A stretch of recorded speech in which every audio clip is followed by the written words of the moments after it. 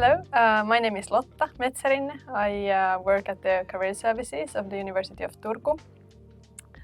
I previously have been studying social sciences like over 10 years ago, and then I proceeded to do career guidance first at the University of Åbo Academy at their career services, and now I'm working as a career guidance, a career counsellor at the University of Turku, helping both international students and also Finnish students finding their way in the working life.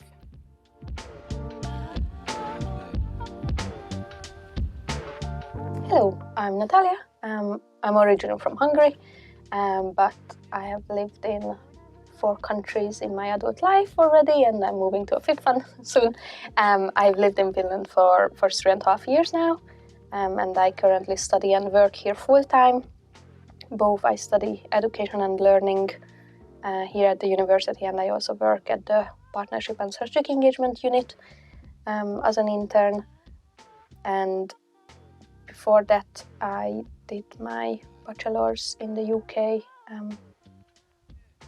in sports coaching science, a bit different. Hello everyone and welcome to the episode number 1 of Alumni Insights. Today we are going to discuss internships and summer jobs or part-time jobs, which is often an option considered by international students or even Finnish students when we are or still studying or we have recently graduated. So today we have 2 experts of internships and employment in general. We have Lotta, who is working in career guidance, and Natalia, who is a pro at internships since she has done at least 4 from what I understood. So can you introduce yourself a bit briefly? Maybe Natalia, you can start. Yes, hi, I'm Natalia.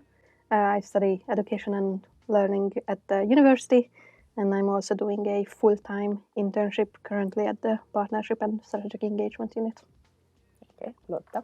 Yeah, my name is Lotta Metsärinne. I work at the Career Services as a career counsellor. I have been working here since 2015, and now my special focus is international students and their career guidance. I have a sort of introduction question that I will ask in every episode. It's a question prepared by Julián, and he wanted to ask you both, how long did it take you to find your first internship in Finland? What about your current position? I think we can start with you, Lotta. Okay, so my situation is maybe a bit different because I speak Finnish and Swedish as my mother tongue, so I'm not technically in any way international student in Finland. I did my first internship maybe on my 3rd or 4th year of studies, probably in an organization that many of you know at the UBC, which is in Turku and works with cities in the Baltic region. So it's Union of the Baltic. Yeah, it's Union of the Baltic Cities. Okay. Yeah, I think it's the name. Yeah. Okay. There was an internship advertisement, and then I applied, and they interviewed me, and I started there. So that was my first internship. Pretty efficient. Pretty efficient, yeah. Yeah. Was it the first internship you applied to, or? I think it was the first time I applied for internships. If I remember correctly, I applied to 2 others, but those didn't work out. So yeah, that was really good. So we are reassured. Even Finnish natives. Yeah, I mean, that's, if I can continue just briefly on this topic, because many times I feel that international students think that Finnish students automatically get internships and automatically get job positions wherever they like, but it's not like that. So even Finnish students struggle with finding suitable positions and struggle finding kind of their position in the working life. So we're all kind of in the same boat, and that's why we also have the career services for both international and more Finnish-speaking students. Yeah. Okay. In the case of Natalia, it's a bit different because I don't know in which country you did your first internship, but how long did it take you to find it, and maybe then your internship in Finland? So in Finland, I was already living in Finland. I had a job, and then I quit that, and I haven't started university yet. And then I was thinking, I want to do something, and I was fortunate enough that I had back then I had a support system, and they were just like, just go for whatever, even unpaid. And then, it was September, I kind of started my studies, and then it was really just my own initiative that I just sent an email to the Finnish Paralympic Committee that like, hello, I studied disability sport as my bachelor. I'm studying education now. I just started, this month. Can I do something? And they were like, oh my God, you studied disability sport specifically. And they were just like, yeah, we have this international project going on.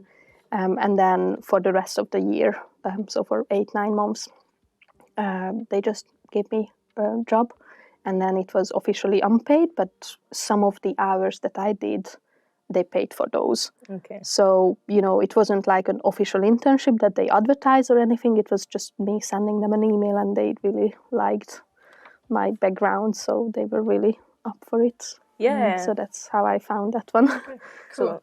So that's a good point. Don't hesitate to contact organization or associations that are working in the field that you are interested in, and they might be interested in your profile if you show motivation.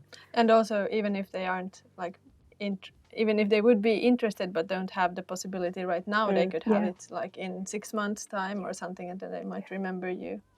I think, the hardest is more just like considering, can you do something unpaid internship, or do you rely on a salary? Because I think it limits your opportunities, or it's gonna influence because it was agreed like unpaid, so I still had to have a job, and then I was also studying full time and doing this internship. So sometimes, but some people has the support or the background that they don't actually have to have a job, and then I think an unpaid internship is just as a good experience as if it would be paid. So sometimes it's the only option that you have. Well, however, as the career services representative, we will never like promote unpaid internships, and we will always try to get companies and organizations to pay interns a salary. And that's why we also in the universities in Finland have the subsidy that is paid to the employers. So in order for them to have more money to pay. Can you explain a bit more what is the subsidy? This internship subsidy, well, it works in a way that you as a student, you find a position where you want to work, and then you can say that, hey, I have a subsidy from my university that you can use once during your studies, and that subsidy is then paid to the employer after the internship. At the University of Turku, we have an electric form, an internship commitment form that is found on the intranet that you can fill in when you have found your position. So basically they cover a part of your internship, so the employer is more motivated to hire you because you're cheaper. This lump sum is 1,800 euros, so it kind of covers 1 month's salary costs for you. Yeah, I discovered it pretty late, and then I was like, wow, it really motivates some companies to hire you. And sometimes it's even mandatory to have it to apply. Sometimes, yeah. So don't hesitate to check this out. But now I would like to ask Lotta, this is a question from me actually, a bit to introduce the topic of looking for a job. I would like to ask you, what would be the first 3 things to do when you are looking for a job in Finland? Okay, I was thinking about this question quite a lot because obviously there are some things generally that when it comes to looking for jobs in a global setting, but I think in the Finnish setting, since Finland doesn't have, or especially Turku, of course there are some big companies, but there are not that many big companies. There are really many smaller companies in Finland, and also organizations. So the first thing would be to get to know what kind of organizations there are. So just like market research. Research, really just like Googling in your field, what kind of positions are there. So if you're studying education, so you put education company Turku, for example, on Google and just see what pops up. keeping your ears open at all times, keeping your eyes open at all times. So when you hear somebody talking about an interesting or just a company, you go and check their website. What do they have? What kind of services? What do they tell about themselves? So really just like market research on what kind of possibilities there are and ask questions. So this would be the first thing. The second thing, I mean, networking. So in a more simple way put, so get to know people from the university, get to know especially people from outside the university, find some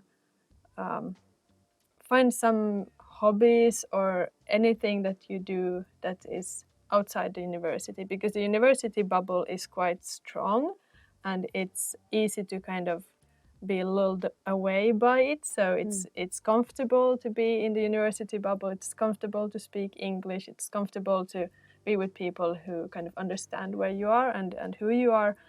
But really stepping outside this is the key when it comes to finding networks outside if you want to go to a company or another like NGO or something like that. So that would be the second thing. And then the third thing, as a career guidance, as a career counselor, I cannot stress this enough, get to know yourself. So like really put down on paper what you want to do. Do you have any specific goals? If you don't have, then what is important for you in your life, in your working life? What are your strengths? How would you describe them? What are your weaknesses? How could you work on them? What are your needs? What are your values? So really kind of dig deep in the self-reflection. And actually, from what I understood, you have this online course available on the Moodle of the University of Turku. Yes, how to work in Finland. Yeah, it's a Moodle. You can call it course, but also just a page. So where we have a lot of information on the Finnish working life, but also information and tips on how to kind of discover yourself and do kind of self-reflection. And of course, I mean, you can also book a career guidance session if you feel that you're really stuck and don't know like where to start. Yeah. Yeah. Don't hesitate to book appointments because they are free. Yes. And sometimes we are not aware that they exist. So just check Career Guidance University of Turku online and you might find some nice courses or meetings or free appointments or CV clinics from what I understood. So don't hesitate to just look for how to get a job with the University of Turku, because often we forget that the university is providing services for free. But you said networking, and I would like to ask both of you, how would you build a network in Finland? And Natalia, I think you are a good example because you are super active in a lot of associations and you did these different internships. So how did you build your network in Finland, and did it help you to get your current position? I never really been a networking person, so I just got to know people by chance. Or never consciously networked, because I tried and I was like, yep, I suck at it. It's not working out. Or, I thought, okay, yeah, I'm networking at the moment. But then I was still like, yeah, but like, it's not like they're going to offer me a job out of nowhere. So, I just didn't agree with the concept of networking, and they just put so much like social pressure. So it was more informal, for instance, just sending an email to this Paralympic committee. Exactly. And then I think, in my student years, being involved with like the student organization, it's not actually the student that I networked with. It was more like the other board members and the active members, our volunteers, who I networked with. And, eventually it wasn't networking, it was more just like, actually building rapport and friendships. Yeah. And then later that friendship becomes this like... handy. Yeah, exactly. On LinkedIn, adding each other and just like praising each other's skills and, proving that, yeah, she's very good at that. Yeah, indeed, she did those and those things by being at the student organization. In which student organization are you? The Erasmus Student Network. So ESN. Yes. So, and I think these kind of relationships going to become kind of the network that I have at the moment. And then again, in my first year, because I did an internship at the Faculty of Education, I kind of became in contact with some of the people in admissions, and one of my friend was also doing this other job at the admission services. And then next year, around in the autumn, I was talking to him. So kind of that's a network. And I was asking him about this position that he did last year. And then I actually found a job posting, and then I could apply in a way that, I already knew what I was expected. I knew what was the job about, even if the job description wasn't that in-depth. And I think, that really helped, because they actually asked me on the job interview, so what do you think this job is going to be? And I was like, oh, I know that. And I got the job, and it's really nice, because now that I'm doing this other internship at the partnerships, but I'm also still in contact with those people at admission, and I'm actually organizing a conference with them. I think it really made me know people at the university, and it's kind of the network that, I didn't build consciously. It kind of just happened because I was involved with so many things at the university, and the same people were always involved with the same things or similar things. Yeah, but that's part of the network. You make friends at the beginning, and then they recommend you to someone, and then you meet another person, and at the end you realize, oh, okay, this has built my path, and so you. Yeah, I would also say, like, networking, of course, it can be a skill, but it's also just about being friendly to others and getting these acquaintances or friends that you can then ask for insights, or they tell you about things that they know about. So, for example, in your case, about that position.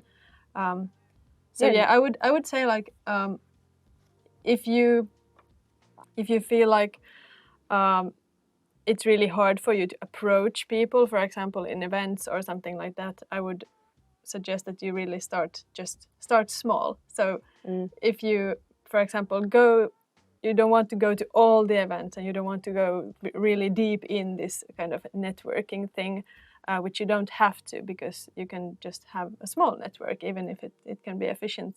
But if you want to go to a networking event, maybe just as a goal have to speak or introduce yourself to one person in that event, just to kind of become familiar with presenting yourself to complete strangers. But then, of course, in an association setting, you don't have to do this very formal introduction, because you can just start to do the projects together. You can just kind of have fun together. And that's what I think networking basically is. It's not necessarily about professional networking. It's more about just becoming familiar with other people and having fun with them. Yeah, and be open to opportunities, because every time someone said, oh, you could do this kind of things, you went. I think that's also a part that not be shy or not be lazy sometimes. We're like, this is just a coffee meeting, I'm not sure, I might stay home. And in fact, you would meet a person that would present you to someone else, etc. So you never know, don't hesitate to go even to super small events, I think. Yeah, you should become a career guy. No, actually, there's a theory. You can check it up. It's called happenstance. Okay. It describes exactly this. So seizing the opportunities, and just going to the coffee talk, like doing things that you like, which will then generate possibilities that you can catch. Yeah, and it's way smoother, and like you are yourself also when you go to an event, and you are not looking especially for something where, okay, I want to meet people and let's see what happens. Low expectations. Always low expectations. But you said that, so one of your friends was doing this internship, and then you could find the website. So Olesia asked, are there international internships for MA students, and where to look for them? So in your case, they are, and where did you find this internship? Yes. So there were like 2 internships that were actually advertised for the people on my master's program. So, it was only our cohort and then the other cohort, because they're 2 years, so there's always 2 cohorts. So we received the email that, hey, they are especially looking for someone from the AdLearn program. And that was one with the language center, and then the other one was with the actual Faculty of Education. But then this job that my friend did as his internship, it wasn't actually an internship, it was a temporary position. Ah, okay. But he could have credits for it because, he did the job and then he wrote his internship report about it, and then he got the credits. So for him, it was an internship, but it was actually a temporary position. And, because by the time I finished those internships, I just took it as a temporary seasonal job. But that was actually publicly advertised on the university website. Okay. And I think they also sent an email about it. So it's good to read your emails. But I'm not sure, if they send it to every international or the whole university, or I just remember I got it in the email. Just your subject, yeah. Yeah, but that was available on the university website as well. And then the current internship I'm doing, it was also on the university website, and you just have to regularly check. Yeah. And then one of my also a person from our master's program did the internship the year before, and then again I could just ask her like any tips. Mm-hmm. Or, I could ask her, so what is this internship actually about? Because, based on the job description, I didn't get much. But even though that was an internship, it was on the university website, so. Yeah, what you said about emails is true, because often people don't read the newsletter. Big mistake. Yes, read the newsletters. There are so many events that are free where you can have fun, or I don't know, some walks around, or even at the uni, some conferences, some moment where they share food and coffee, where you can meet your teachers, all these kind of things. And often people don't read the newsletter. There are people writing them. Read them. Yes, read them, because most of the time it's like, it's a big newsletter. There's many things going on, and then pictures, and then links, and then an internship position might be just in the little corner at the end. So, just read through it. It's interesting anyway. Yeah, you can check. Often it's like Finnish, Swedish, and down like the English version, and you always find something interesting. Even just advertisement for Campusport or career services that you had never heard of before. In your case, you are the professional of looking for jobs and internship. Yeah. What websites would you recommend to look for them? No websites. Okay. You know me by this point. I would. Okay. It's good to be aware of the private sector uses more hidden jobs. So, in the private sector or smaller NGOs, they don't have to publicly post their jobs anywhere. So there, it's easier to find an internship by being directly in touch with the company, the team leader, the CEO, or the HR department if there is one. There are very many more hidden jobs on the private side. On the public sector, they have to put their openings online. Job Teaser is the portal that the university moderates. It's a job board for 700 universities in Europe. So it also has like a very wide range of positions around Europe and also globally. We try to get as many companies to publish there as well, and in English, but it's like work in progress, and it's something that we always emphasize to companies when we talk with them, to kind of always offer also positions in English, but it's a cultural change that needs to be done, hopefully rather sooner than later. Jobs in Finland is a website where you can find positions also, and the Business Turku site, they also kind of gather together positions that don't need Finnish.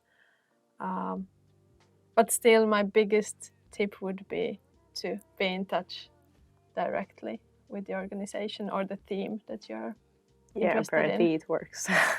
Not all the time. I mean, that was, a very lucky moment in my life.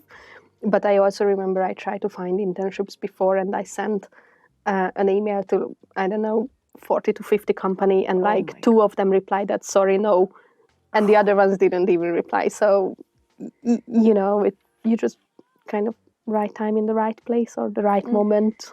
Yeah, and you need to insist also. Yeah. Say, oh, I'm still here. Yeah, and maybe if you have sent, I wouldn't recommend maybe 40 emails, but if you have sent like 5 emails and well-written CVs and they haven't heard back, you can always remind them of yourself and remind them to answer you.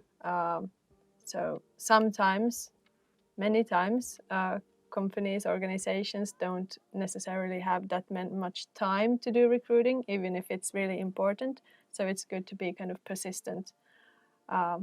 Yeah, I also got my second internship by being persistent. So every 2 weeks, I emailed them like, "Hey, is it okay if I apply now? Is it okay if I apply now?" And then finally they said, "Okay, now you can send your CV." Good. So Okay. it's yeah. Yeah, and something to ask also is when you got refused to a job application, do not hesitate to ask feedback. At least in my case, it was really useful to understand, okay, what did I do wrong in my application, or what did I do wrong in the interview?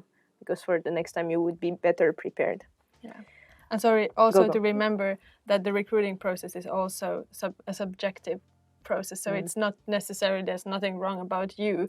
You just didn't match fit in needs, or match with the recruiter. So it's really it's also about luck. Yeah, like you said, the right time, right moment. Yes, yeah. With the right company. Yeah. Yeah.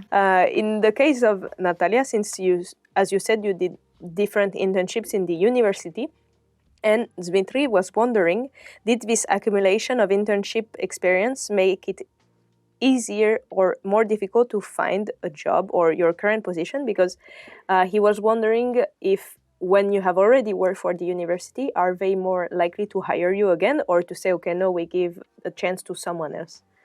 Because my very first internship was only like 130-hour fix over 2 months. It wasn't like full-time or anything. And then my second one was also 130 hours throughout the whole autumn semester. So then again, it wasn't full-time. And when I was applying for this job, I was told by this previous student who did the internship the year before me that like, yeah, you are only allowed to do 1 internship at the university. And I'm not sure where did she get that idea from. But, I was panicking, and I was even considering not to apply for this internship because I was like, yeah, but I already did 2 internships, like they're not going to give me. And I think I actually didn't write one of the internship in my CV because I was worried that they're not going to give it to me. And then, because the other position that someone did as an internship, but I did it just as a seasonal job. Because I did it as seasonal, I didn't consider it as internship, so I put that one in my CV. Yeah, and it's not full-time also. It's exactly, and that was my talks that, okay, it was only like 130 hours, and I didn't put the other one in my CV, so, technically it's you can't compare a full-time whole semester. It's a different involvement. Yeah, exactly, and then it's funny, so because when I got the job, and then actually one of the things that they were looking for is that I was already familiar with the university system. Okay. I knew intranet, So I knew Kellocorte, I knew all of the administrative stuff behind the scenes as well. And because I was already in the university system already as well, so I also didn't have to fill out, new forms for HR and things like that. And they actually took it as a good point that I already did internships at the university. So I don't know where that idea was coming from, that you are only allowed to do 1 internship at the university. Because actually, my previous internship contributed to get this internship because of the experience and the knowledge and yet. Did you do more interesting tasks then during this, like, following internships? For you, was it more useful, you feel, to have done some internships position or part-time position before, and now this one, do you enjoy it more because you are learning different things? I think so, because again, if you got into a new place and you have no idea how anything works, it's kind of stressful in the first month when you adapt, and then you also have to adapt to the new working culture, to the people. You have to get used to your new task or different roles that you had before. So I always find, kind of like you also have this like honeymoon phase when you get into a new job, and then after the honeymoon phase, it's a culture shock. It's a different kind of culture shock, but it is a culture shock. And then you have that moment down when you are just like, you don't like it, you don't want to do it. But then once you adapt and once you come across that one, you actually really find yourself and you can really enjoy it if it's actually something that you can enjoy. Yeah, and in your case, so you have a good level in Finnish already. At work, you are most of the time using Finnish. So Aleksei was wondering, how long did it take you to reach this level in Finnish? And do you have advice for Finnish learners? So I've been learning Finnish since I knew that I was going to move. I was coming to Finland. Very good tip. Start already beforehand. Yes. So I moved to Finland in June 2020. So basically after the first lockdown, before the second lockdown. And I got to know that I was moving to Finland a day before the lockdown. Oh, wow. The first one in March. So, and I straight went to the library, took this Teach Yourself Finnish book. And then I just started to learn Finnish from that. That was very basic, but it didn't really matter. And then, when I came to Finland, I was already using the Finnish language because I was working with children. And then I went to these evening courses, like these Lotta Metsärinne evening courses twice a week. And I straight went to so I did the first 2 books parallel. So I did those at the same time. And then, by the time I started university, I had a pretty good level. And then Lotta Metsärinne is really good book to self-study as well. And it has all the answers as well. So you don't even have to go to a course. So anyway, so when I came to university, I already kind of had like a better level. So I didn't want to do just those basic courses. So I went to these Suomen kieli and kulttuuri study modules. So it's like 60 credits. In Finnish language for non-native speakers, and I did that quite intensively, and I think that also for sure 60 credits in Finnish. That's I a lot haven't of hours. finished it yet, but I've got 40 credits at the moment from it. But already yeah. a lot. Okay. What would you advise? Well, I have some comments because obviously.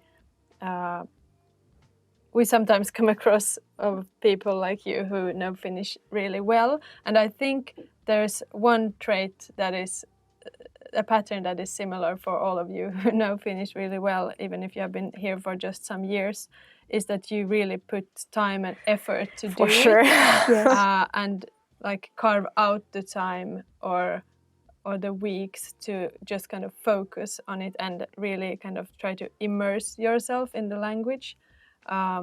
Generally, Finns know by now, at least at the university, we know that to always start with Finnish and always try to kind of offer the possibility for international students to speak in Finnish. For example, I have also done career guidance sessions with international students in Finnish or Swedish, so depending on what level each language is. Definitely you don't have to learn both languages, but on depending on your background languages, one can be easier than the other. And when it comes to learning a new language, you just need to kind of be persistent and ask the others to talk to you in that language, and really just try to, if you're reading the news or listening to the news, do it also in Finnish, or try to find these kind of mini interventions in your life that are in Finnish. Yes. For example, I did when I was living in Italy many years ago and learning Italian. So there were forks and knives and spoons, and I could never remember which was which. So I just put a Post-it note on the forks that said forchetta, and then there was coltello and the cucchiaio. So then I knew, like, okay, every time I opened the drawer, I saw forchetta, and then I remembered it. So it's the fork. So you can, I mean, all these little things that you can kind of try out. Just wanted to add that, like, you know, and then with this, like, you mentioned that you always see this, like, pushing themselves and wanting to and making the time to learn Finnish. And, you know, there's always going to be times when you set back a little bit, like writing your thesis, or, you know, have to focus on your studies at some point, or doing a full-time job with your studies. And then, you know, sometimes Finnish language won't be a priority to sit down and learn it. And then those are the moments when I think it's really important that you know, in the shop, you just speak in Finnish, or, you know, at the airport, if they stop you with your luggage and they ask you Finnish or English, and then you would just say Finnish.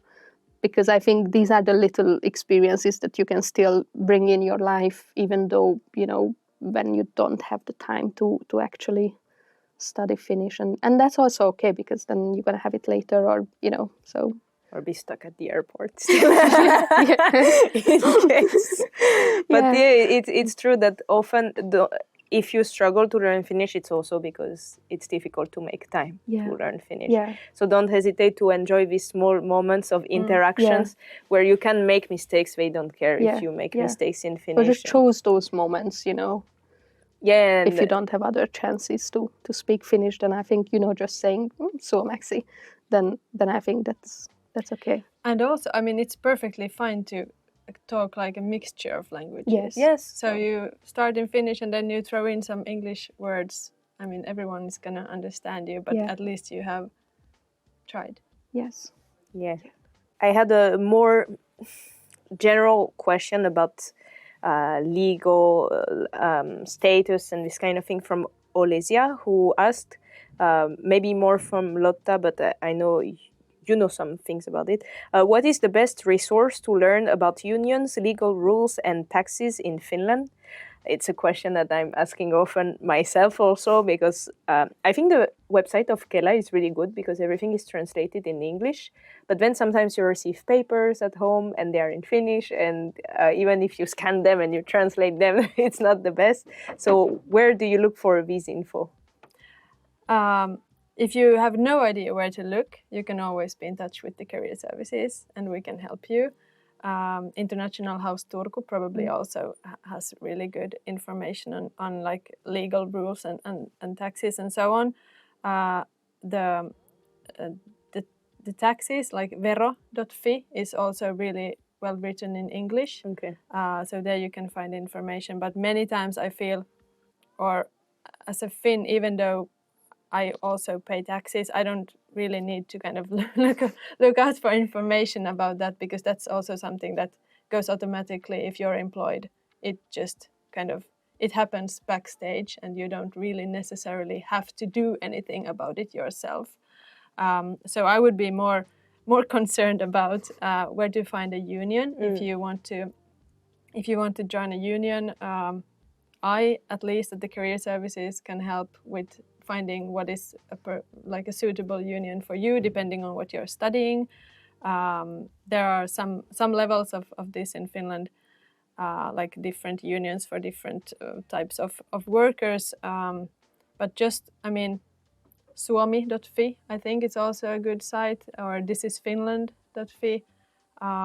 Just kind of Googling this information is also good, but if it becomes too overwhelming and there's too many things, the How to Work in Finland package that you told about before, that we have made in the career services, that's a really, I feel that's a really comprehensive but easy guide on this legal and union rules, matters. The job seeking in Finland course that we also have, that has specific dates. There also in the first info session we cover more of these legal and union matters. So there's a lot of information. The web is filled with information when it comes to these topics, and if you feel overwhelmed, or confused, just reach out to us and then we can see how we can help. Yeah, don't hesitate to ask Finnish natives, I think, because often they can help you to translate a document if your own phone is not translating well enough or this kind of thing.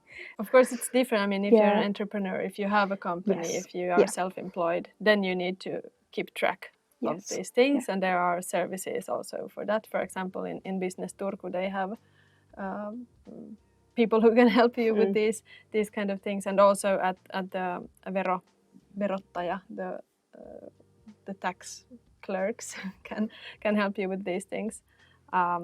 But if you're like a general employee, you don't really need to worry about it. It's good to know about where like this money is going and what the Finnish state is doing with it and how the union what benefits you get if you enroll in a union, labor union, but you don't really have to know all the details. Yeah, I would advise also to not hesitate to call directly if it's Kela, if it's for the tax card, because they are super helpful. Even in English, you ask, is it possible to ask a few questions in English, and they explain you how it works. I love this in Finland, that they are really careful with explaining why they do things and not just do it automatically also. I had a conclusion question for both of you. And it is, do you still face challenges nowadays? So you have really different positions. You are a native, but still it's interesting because your life has evolved. You have also a family now, so you have to work with home and work life balance. And in the case of Natalia, you are also soon leaving to a new country. So you are at a moment of changes also in your life. What kind of challenges you face nowadays? Who would like to start? You want to start? With internships as well, it's always an uncertainty because you see the end that, oh, yeah, it's fixed term. It's until then. And then you are just like, so what's going to happen after that? And because now I'm actually leaving on Erasmus a day after my, contract ends. Oh my God. So, at the moment, I'm not afraid because I know, I'm going to go on Erasmus. That's fine. That's sorted. But now again, I know that the Erasmus is going to end at the end of May and I'm going to come back in June. And it's summer, so I'm going to miss all the summer jobs already. So, for me now, again, I see the end, but I don't see the next beginning. And, I like to know what's going to happen. And it's hard with like fixed term internships or Erasmus that, okay, so what's after that? Like, I want to come back after my Erasmus in a way that like I have a place settled again. But it also depends on me. Like, am I going to finish my thesis by then? Or, am I going to apply for summer jobs while I'm on my Erasmus and trying to enjoy, a different country? Or do I want to worry about when I come back to Finland? So I would say it definitely is always a challenge when you have these kind of opportunities that are fixed term. But I'm actually kind of positive about it that, because now I had this full-time internship during this semester and then I'm going to go on Erasmus, so I'm going to have even more international experience. I'm kind of very positive that after that, I might have a long summer break. Which is good. Exactly, because, sometimes. Once I graduate, I might never, ever going to have a summer break like that again. True. But, these kind of, the more experience I have now, I feel more confident about that something's going to come up. So in that sense, I'm pretty relaxed because like before this semester, like last year, March, I was just constantly worried, like what's going to happen? Is anyone going to give me a job? No one was giving me a job. Everyone was rejecting me. And, that was pretty stressful. But, I think once you have the experience and the confidence in yourself, I think it becomes easier. My contract at the university is not, it's also like temporary. It has been temporary since 2015. So, I mean, there is always this feeling of what am I going to do if my work ends or if I don't get a new new contract. We work with a lot of projects that are EU funded, so it goes with the EU funding timetable a lot of times. A lot of places or positions in Finland, I'm a generalist, as many people in Finland. So I have studied social sciences, and there is no direct path for me to go unless I want to go to a certain position. So in professionally, I'm not too worried. Because I know I have the experience. Now I'm also studying specialization education for becoming better at career counseling. So yeah, it's always a struggle. And then of course, yes, with family, of course, Finland is a good country because, that also depends on your boss and so on. But it's really flexible. If you have a child who is sick, for example, you can stay home and the child care is very well organized many times. So it's not something I worry about, but of course I would like to spend more time sometimes with my family. And actually previous years I did 80%, so I wasn't full-time employed. And that's also a possibility. Then of course your incomes go down also, but But you feel better. It's kind of a balance. But generally I'm quite confident also about the future. I trust that there are good things to come, even though the world might seem to collapse sometimes, and globally there are very big struggles and very big things that are going in the wrong direction. But I like to stay positive about it, anyways. Okay, well, that's a good lesson. Can I have a question to you? So, because you mentioned that you're a generalist, and then I was, I also always struggled with that because I just study education, but it's not a teacher training, so I'm not going to be qualified for anything there are some profession which qualifies you to do a job like a physiotherapist or a teacher or, a dentist or something. So, and, sometimes I think it's hard because you have all the opportunity to do whatever you want with your degree. But then again, sometimes it can be so much opportunity that it paralyzes you what you want to do with it. Yeah. So what would you suggest to those who study these kind of fields that doesn't really qualify them for a certain profession, but more just the general things? Listen to your values. Listen to your heart. Yes, as Noemie said. Try to find an organization that you think and feel is doing something that you can kind of collaborate with and want to work for. So for example, in my position, I really want to help people, but I don't want to exploit them of the money. So that's why the university, because this is a free service for you. And I get to have these meaningful conversations with people. So really trying to see not so much maybe the tasks that you are doing, but more in what setting are you doing that.